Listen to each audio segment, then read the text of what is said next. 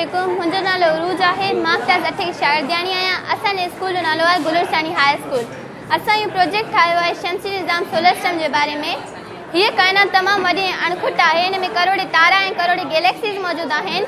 Galaxy तारनि जो मिलाप मिली करे गैलेक्सीज़ ठाहींदो आहे। उन्हनि मां हिकिड़ी गैलेक्सी मिल्की वे गैलेक्सी में असांजो शमसी निज़ाम मौजूदु आहे। शमसी निज़ाम में हिकु तारो यानी सिज हूंदो आहे जंहिंजे जोदारी इहे 9 ग्रह गर्दिश कंदा रहंदा आहिनि।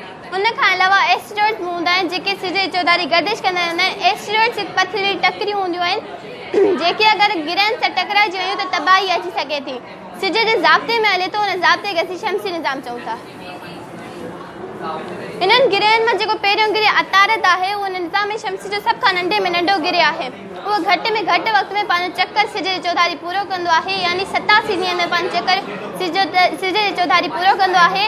जेको ॿियों नंबर गिरह ज़हरा आहे उहो निज़ाम शमसी जो गरम तरीन गिरह आहे। उहो गरम तरीन इन करे आहे छो त उते कार्बन डाइऑक्साइड घणी आहे। उहो सिज खां एतिरो परे थी करे बि 462 डिग्री सेंटीग्रेड गरम आहे।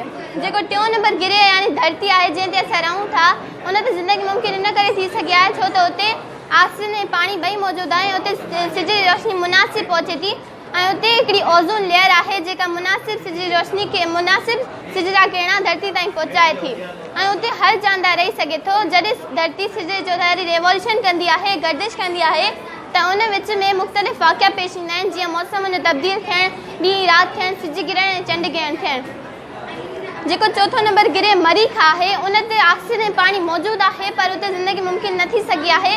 हुन जेको टेम्परेचर आहे उहो -153 डिग्री सेंटीग्रेड ताईं पहुची वेंदो आहे।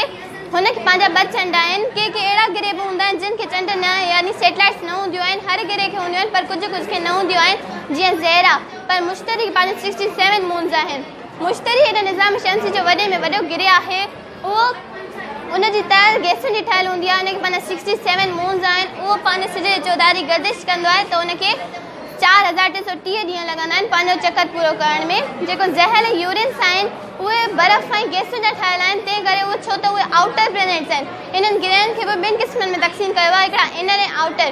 इनर पथरीली सतह जा ठहियलु हूंदा आहिनि, जेके आउटर आहिनि उहे वरी बर्फ़ जा गोला हूंदा आहिनि ऐं ॿी गैसुनि जा हूंदा आहिनि। जेको प्लूटो आहे उहो 2006 में ख़ारिज थी चुको आहे। उहो मुस्तक़िल न आहे, उहो कॾहिं ईंदो आहे त कॾहिं वेंदो आहे।